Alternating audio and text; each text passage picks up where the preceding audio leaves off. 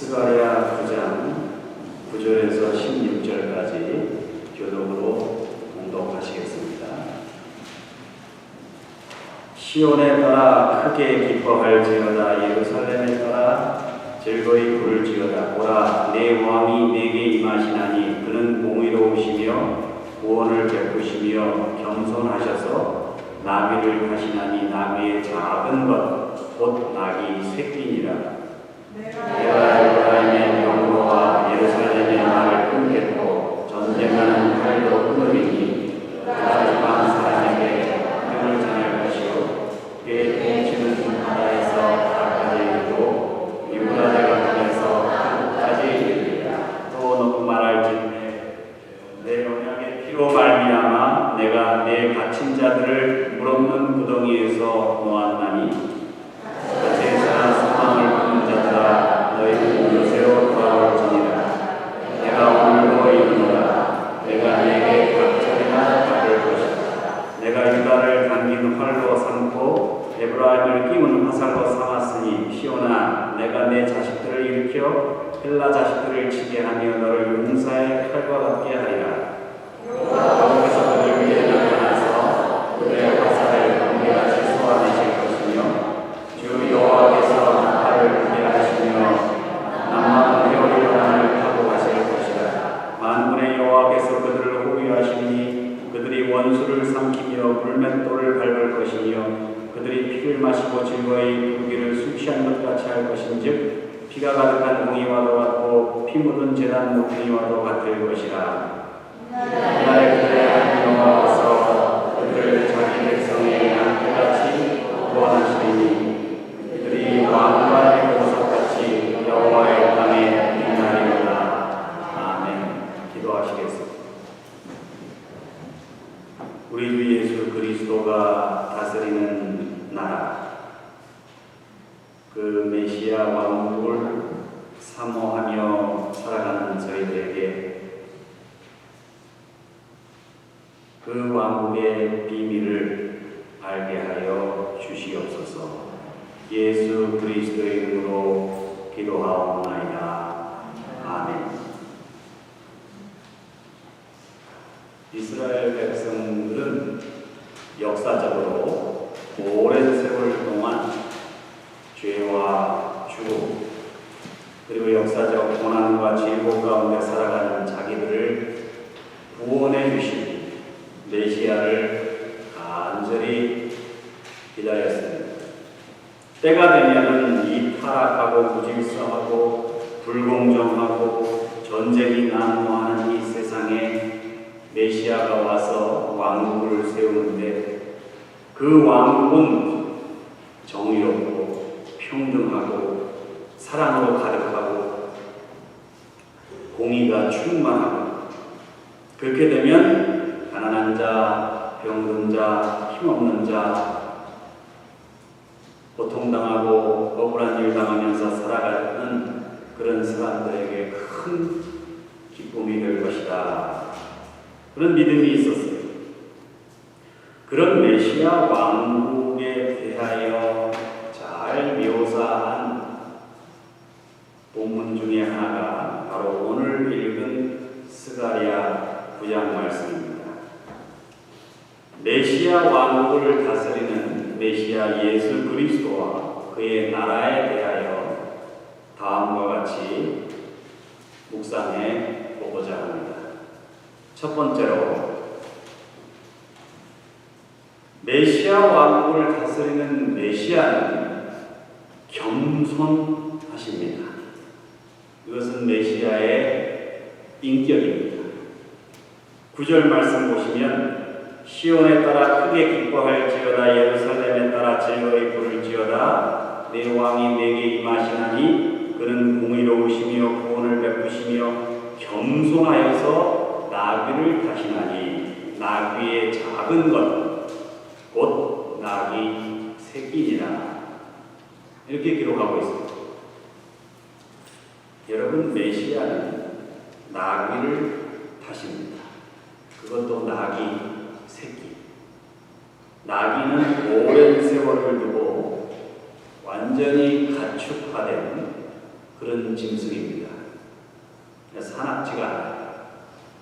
주로 가난한 사람들이 곡식을 탈곡할 때 그 힘을 빌어서 사용하거나 이사할 때 짐을 실어서 옮기거나 이럴 때 사용하던 가축입니다. 그렇게 평범하고 나약한 짐승인 나귀를 왕이나 장군들은 당연히 타지 않습니다. 속도가 느린 데다가 말이나 소보다 힘이 훨씬 약합니다. 그래서 왕이나 장군들, 정복자들은 힘과 속도의 상징인 말을 타지요. 그 중에서도 눈에 확 띄는 백마를 즐겨 탑니다. 그러나 메시아는 나귀를 탔습니다. 부자들은 말이나 소를 키우지만 가난한 사람들은 양이나 나귀를 키웁니다. 메시아가 이 나귀를 타셨다는 사실, 그가 힘을 과시하고 약한 자를 억누르고 괴롭히는 지배하는 그런 정복자가 아니라 힘이 없고 가난한 사람들과 함께 하시겠다는 그런 겸손함, 그것을 상징하는 것입니다. 기원전 518년에 선지자 스가랴는 메시아 예수 그리스도께서 예루살렘에 입성하실 거라고 예언했습니다. 보라, 내 왕이 내게 임하나니 그는 구원을 베풀며 겸손하여서 나귀를 타나니 나귀의 작은 것 곧 나귀 새끼니라. 예수님께서 나귀를 타고 예루살렘에 들어가신 것은 우발적인 그런 우연한 사건이 아니라 정확하게 계획된 사건이라는 사실입니다. 그 일이 있기 전에 예수님께서는 예루살렘 가까운 곳에서 제자들 2명에게 따로 지시를 하셨어요. 저 마을에 들어가면 매여 있는 나귀가 있는데 그 곁에 또 새끼 나귀가 있을 텐데 그것들을 내게로 끌고 오라. 만일 누가 너희들에게 왜 그렇게 하느냐고 물으면 주께서 쓰시겠다 하라. 그러면 그가 즉시 보낼 것이다. 이렇게 말씀하십니다. 예수님께서 예루살렘에 올라가는 순간부터 나귀를 타시려고 철저하게 계획하셨습니다. 여러분, 우리 인간은 귀로 듣는 것보다 눈으로 보는 것에 더 큰 영향을 받게 되죠. 예수님께서 메시아라고 떠드는 백성들의 그 환호성보다 나귀 새끼를 타고 입성하시는 메시아 예수 그리스도를 보고 사람들은 더 큰 감명을 받았습니다. 하나님이 보내신 메시아라는 소문이 퍼진 예수님이 다른 정복자들처럼 백마를 타고 예루살렘에 들어오신 것이 아니라 나귀를 타고 들어오신 것을 보고 사람들은 예수님이 어떤 분이시라는 사실을 분명히 깨달아 확인할 수 있었을 겁니다. 그런데 예수님께서 나귀를 타고 들어오신 것을 다들 좋아하는 게 아니죠. 싫어하는 사람들이 있었습니다. 특히 바리새인들. 예수님께서 백마를 타고 들어오셔서 로마 군인들을 싹 다 단칼에다 제압을 하고 그렇게 들어오시기를 바랬죠. 그게 메시아라고 믿었습니다. 그렇게 힘없는 모습으로 나귀 새끼를 타고 그렇게 초라하게 입성한 걸 기대하지 않았습니다. 위풍당당한 메시아의 모습을 기대했죠. 그러나 여러분, 하나님의 나라는 힘이 아니라 사랑과 겸손으로 다스려지는 나라입니다. 하나님의 나라는 허세가 아니라 겸손으로 다스려지는 나라입니다. 인생을 살아가면서 사람들을 만납니다. 별로 가진 것도 없으면서 허세를 부리는 사람들이 많이 있어요.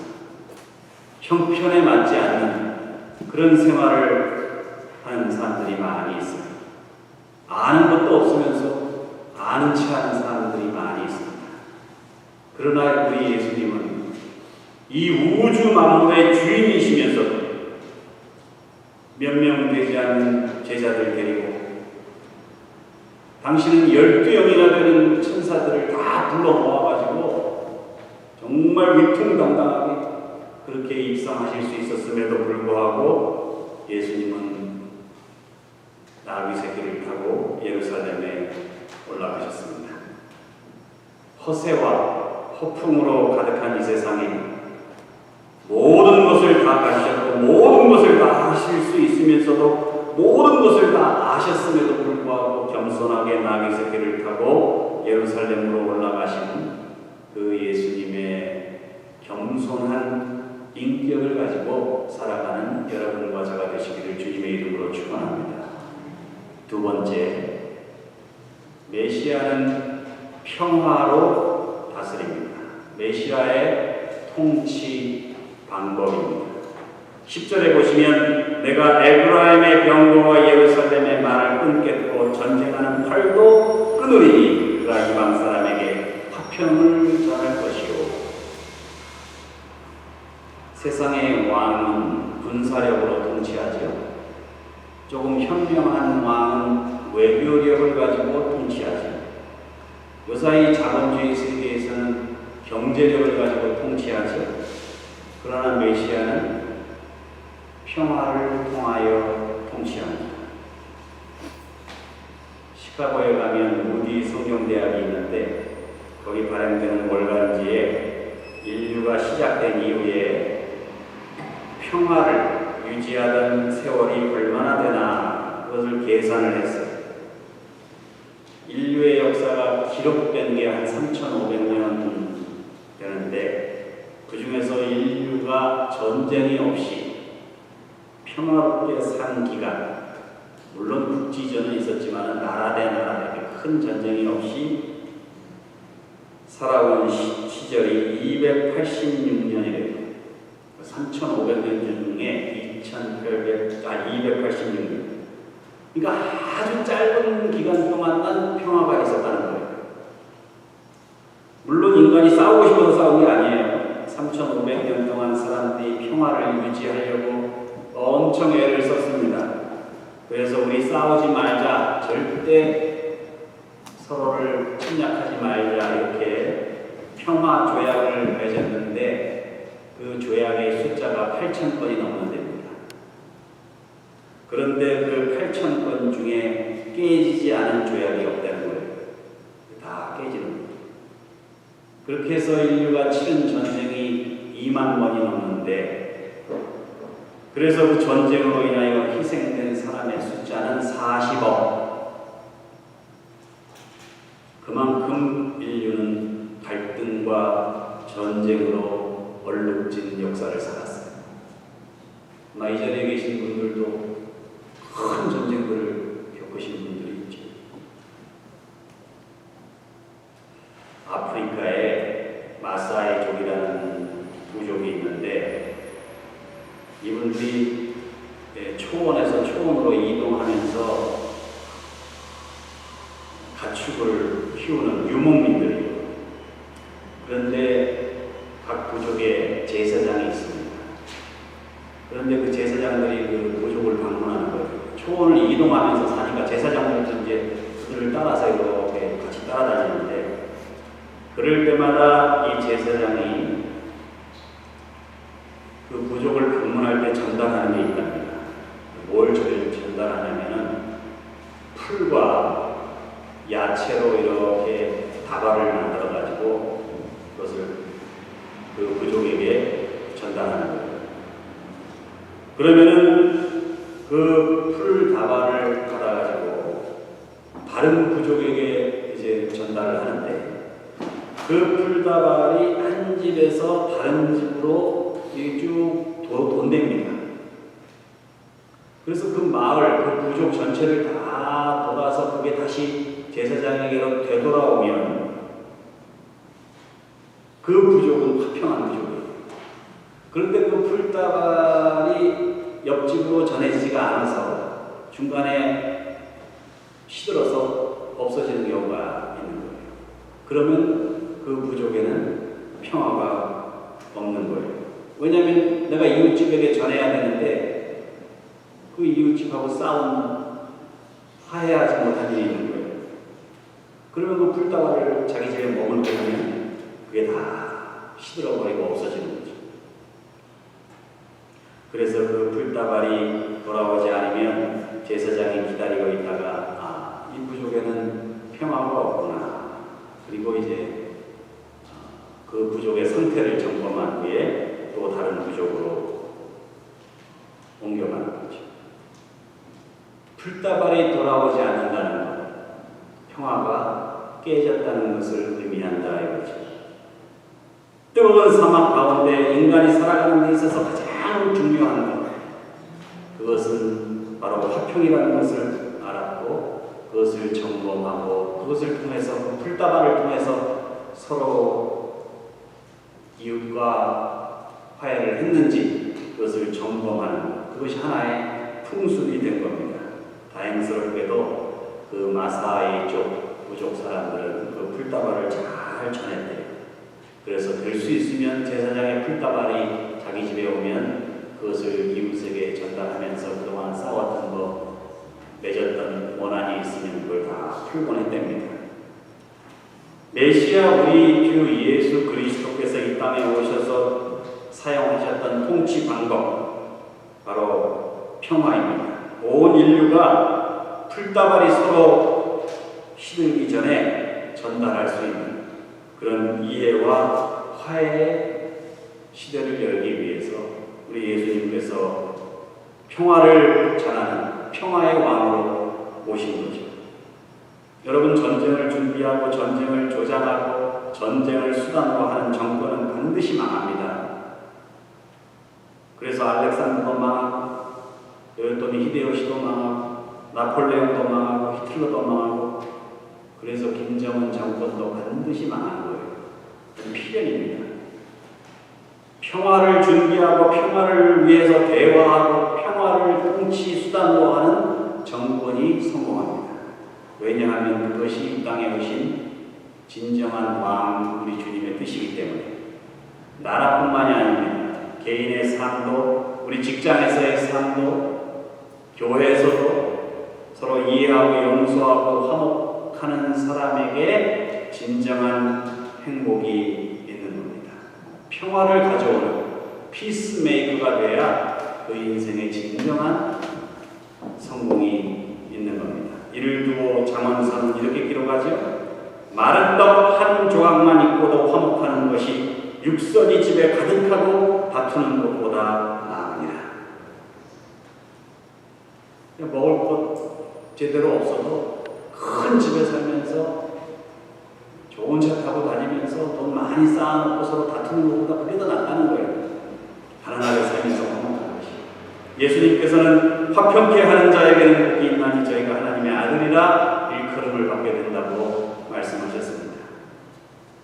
가족들에게, 이웃들에게, 동역자들에게 평화를 전파하는 메시아 예수 그리스도의 제자로 살아가시기를 주님의 이름으로 축원합니다. 마지막 세 번째, 메시아는 구원하십니다. 이것은 메시아의 통치 목표입니다. 11절 12절 말씀, 또 너로 말할진대 내 언약의 피로 말미암아 내가 내 갇힌 자들을 물없는 구덩이에서 놓았나니 갇혀있으나 소망을 품은 자들아 너희는 요새로 돌아올지니라.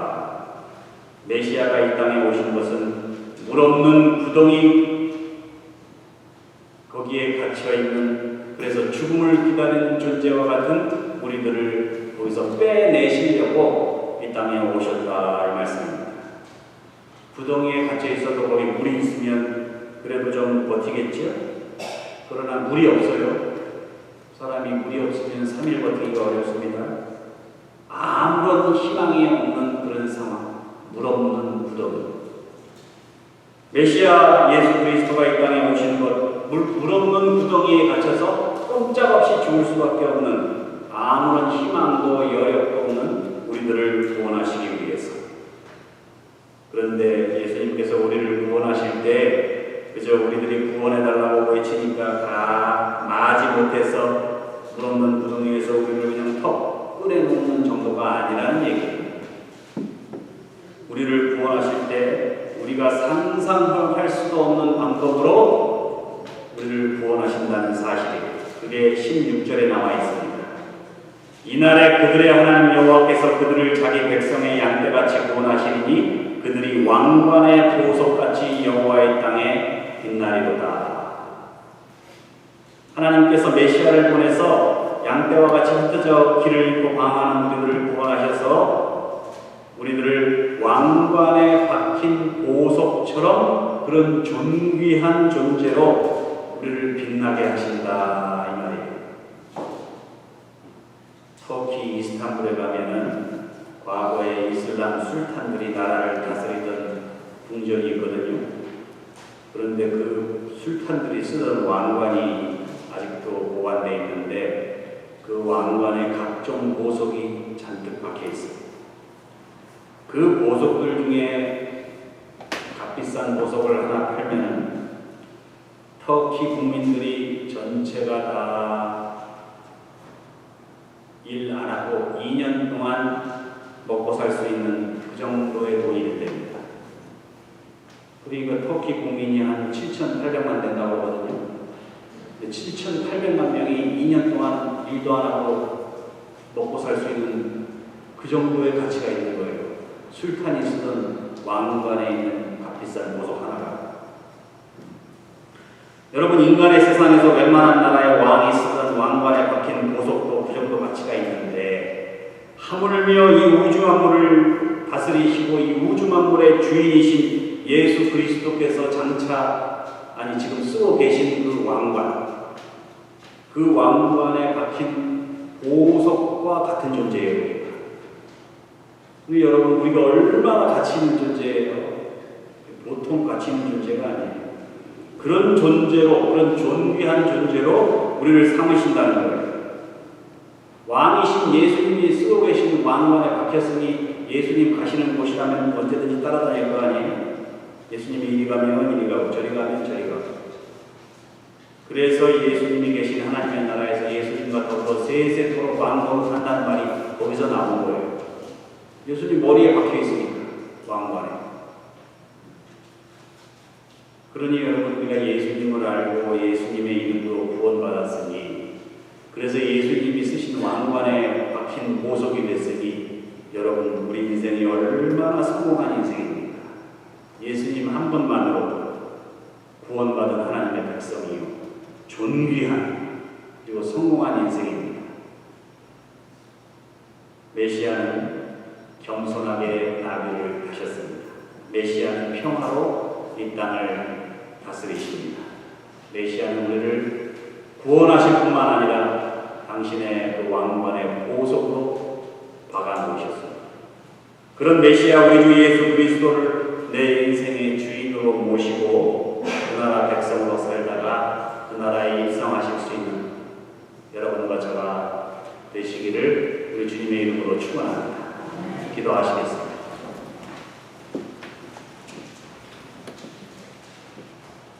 이 세상에서 가장 위대한 왕이셨음에도 불구하고 백마하지 않고 겸손하게 나귀를 타신 우리 예수님의 인격을 배우게 하옵소서. 전쟁이나 군사력으로 그리고 힘이나 돈으로 영향력을 끼치려 하지 아니하고 평화로 이 땅을 다스리기 원하셨던 그 예수님의 통치 방법을 따르게 하옵소서. 우리를 구원하시되 물 없는 구덩이에 주저앉아 죽음을 기다릴 수밖에 없는 저희들을 구원하셔서 당신 왕관의 보석으로 삼으신 그 주님을 내 인생의 주인으로 모시고 그 나라에서 영원토록 거하게 하옵소서. 나를 구원하신 메시아 예수 그리스도의 이름으로 간절히 기도하옵나이다.